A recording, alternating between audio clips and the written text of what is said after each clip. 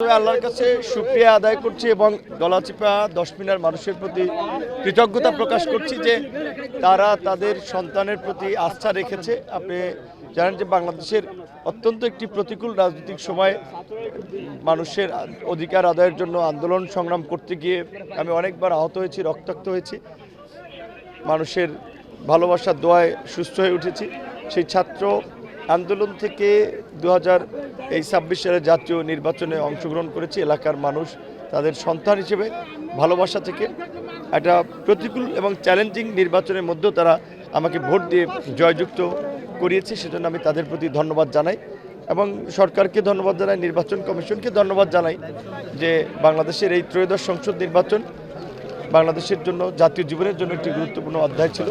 আজকে সেই নির্বাচন তারা সুষ্ঠুভাবে সম্পন্ন করেছে এবং আমরা সেই নির্বাচনে এমপি হতে পেরেছি। জুলাই বিশেষ করে আন্দোলনে শহীদদেরকে আমরা শ্রদ্ধার সাথে স্মরণ করি, সহযোদ্ধাদের প্রতি কৃতজ্ঞতা যে আজকে ফেসিবাদ পতনের না হলে হয়তো এই নির্বাচন হতো না। সকলের প্রতি ভালোবাসা এবং